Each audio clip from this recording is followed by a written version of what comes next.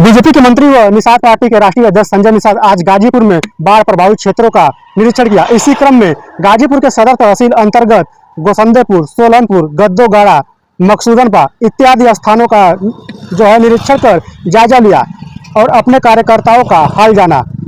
तदुपरांत राष्ट्रीय अध्यक्ष ने जमनिया में एक कार्यक्रम में शिरकत करने पहुंचे।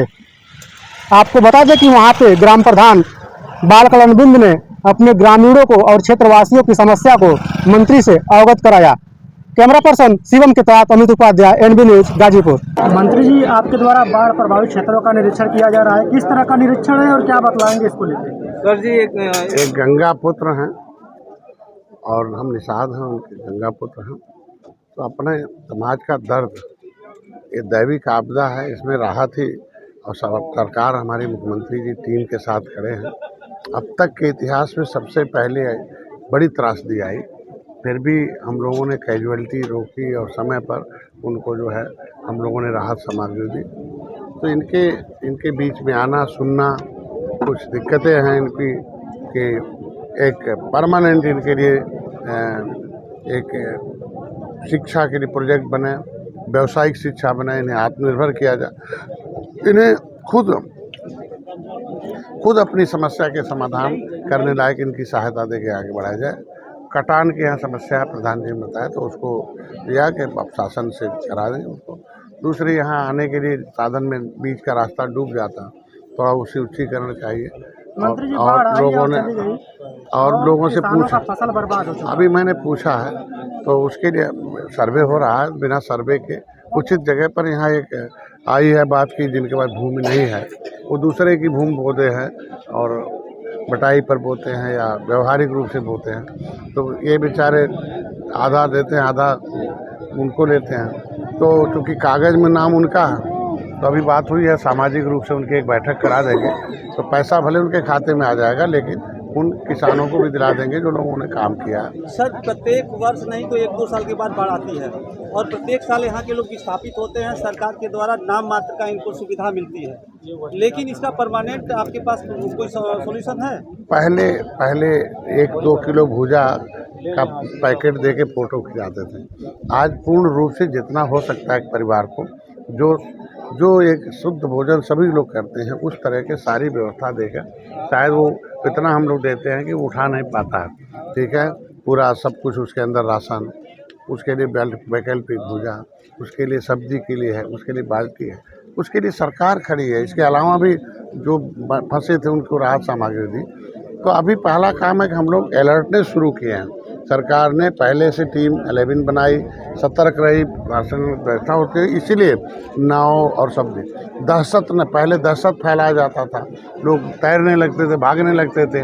आज तो पहले से एडवांस नाव थी कि कोई नहीं घटना है। उस तरीके परमानेंट व्यवस्था के लिए जो आपने कहा, उसके लिए इनके लिए जब हम स्वतः आत्मनिर्भर बनाने के लिए कुटीर उद्योग, लघु उद्योग, इनको हम सहायता देकर इन्हें शिक्षित करके इन्हें व्यापार वोकेशनल जो क्या कहते हैं उसको व्यावहारिक और व्यापारिक शिक्षा देकर इनको जब हम आत्मनिर्भर बनाएंगे तभी यहाँ की समस्या सॉल्व होगी। दूसरा, जल पर आधारित, जैसे जल आया और चला गया, तो जो सरकारी भूमि है उसको हम जल संरक्षण करें, फिर उनको जल पर आधारित फिर उनको हम व्यवसाय दें, जिससे कि हम उस जल को संचित करके उसमें हम इनको आय का स्रोत बढ़ा सकें। ये तमाम है इस पायलट प्रोजेक्ट के लिए। अब इनके गंगा पुत्र सरकार में आए अंग हैं कैबिनेट में, अब इस पर बैठक 70 साल से तो कोई नाम नहीं जानता था कौन लोग रहते क्या है कैसे।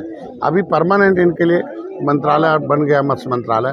तो आज के दिन में इनके लिए इस जो विस्थापित होते फिर स्थापित होते हैं, तो परमानेंट इनको विस्थापित न करना पड़े, इनको परमानेंट स्थापित रहें और आत्मनिर्भर रहें। ये हमारी सरकार की सोच है और समय आने पर किया जाएगा। मंत्री जी, अटकलें चल रही है कि 27 में बीजेपी का दामन जो है आप छोड़ देंगे।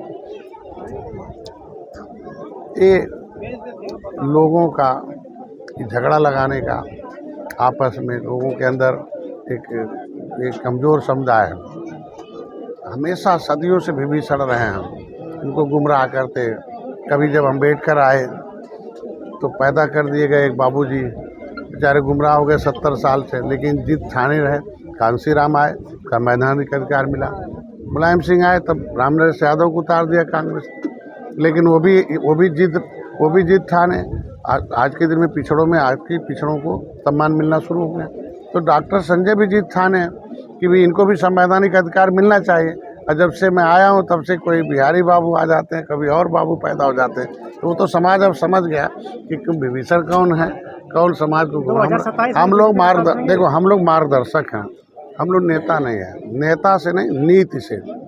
दलितों ने नीति बनवाई, समझ गया ना। नीति से इनका भला होगा तो नीति तो पार्टी बनवा पाएगी, क्योंकि पार्टी सरकार के साथ रहती है। तो नीति से इनका भला हो, और नीति बनाएंगे तो मोदी योगी बनाएंगे। इसीलिए एनडीए केंद्र और राज्य दोनों में है। लेकिन बिना नीति के इनका विकास नहीं होगा।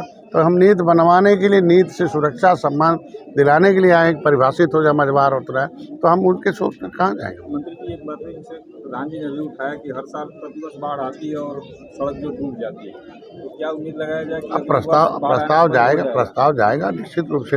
अभी अधिकारी को निर्देश दिया, प्रस्ताव बनाकर हमारे पास दीजिए। मंत्री प्रदेश के मुखिया माननीय योगी जी ने कहा था जो केवट, धीमर, कश्यप और भिन्न जातियों के 17 जो वर्ग हैं उनको अनुसूचित जाति में डालने का वादा किया था, क्या हुआ उस पर?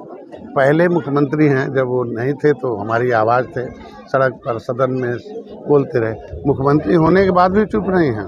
हमारे लिए पत्र लिखा आरजीआई को, RGI registrar general census of India, कि बताया जाए भाई डॉक्टर संजय कहते केवट मल्ला मझवार अनुसूचित। आरजीआई ने लिखा कि नहीं, ये इनका सेंसस मैनुअल 1961 में इनकी गिनती हुई थी, और ये मामला चूँकि नोडल विभाग सामाजिक न्याय मंत्रालय का, वो दिल्ली का, तो समय पर है।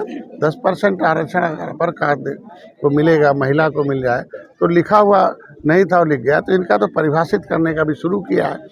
प्रखंड में लिख दिया कि शिल्पकार जाति नहीं जातियों का समूह है, प्रजापति कुम्हार शिल्पकार हैं। उसी तरीके से हमको लगता है समय आ गया है, और उस चीज़ को अभी ताल से निकल कर ये समुदाय ताल कटोरा गया था। आपको मालूम भी होगा, तो जब पहली बार है कि जो समुदाय जो है राजनीतिक हिस्सेदारी लेकर सदन के सामने, सड़क से सदन तक पहुंच सकता है, सड़क पर है, तो उसका अपने आप भला। जहां मोदी खुद निषाद के घर जाके चाय पीते हों, मोदी खुद जय निषाद राज बोलते हों, उसकी गरीबी देखते हों, तो इतना बड़ा क्या हो सकता है। खुद हम लोग तो वकील हैं, मार्गदर्शक हैं, हम लोग कर रहे हैं। और समय आने पर हमको लगता है परिभाषित करके इन जातियों को हिस्सा, चूँकि एक राष्ट्रपति नोटिफिकेशन जारी कर रखा, राज्यपाल ने, बेईमानों ने उलझा रखा कि नहीं ये है पिछड़ी खाएंगे खिचड़ी, ये लिखा। लेकिन राज्यपाल ने भी लिख दिया 31 दिसंबर 2016 को कि भाई केवट मल्ला बिंद नहीं है, पिछड़ी नहीं खाएंगे खिचड़ी, अनुसूचित दिया। तो ये सब कुछ भारतीय जनता पार्टी को हमको लगता है पहल करके करेगी।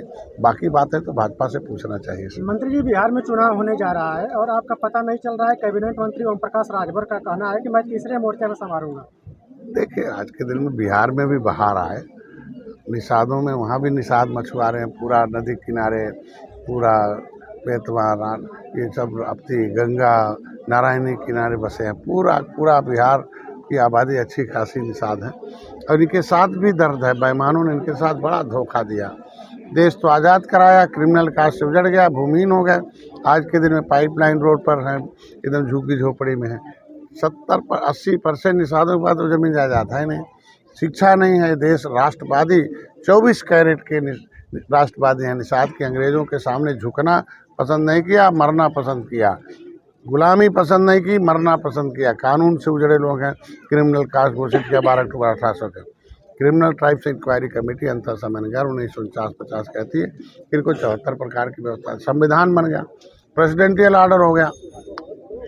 वेस्ट बंगाल प्रांत बना, वहाँ अनुसूचित जाति की सूची बन गई 1931, 41, 51, 61। लेकिन जब बंगाल से बिहार अलग हुआ, बिहार अलग हो गया, निषादों को अलगा दिया, 95 गायब कर दिया।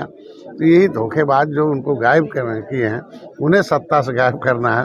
एक हफ्ते में डॉक्टर संजय पहुंच रहे हैं, सेना हमारी पहुंच गई है। पहले लंका पर राम बाद में गए थे, हनुमान पहले पहुंचे थे, तो हनुमान जाके काम कर रहे हैं वहाँ। फिर उसके बाद हम लोग पहुँचेंगे और निश्चित रूप से वहाँ पर बिहार चुनाव में किसका साथ देंगे? अरे यार, हम लोग एनडीए के साथ तब भी हैं, आज भी हैं, आगे भी रहेंगे, उसमें क्या करेंगे।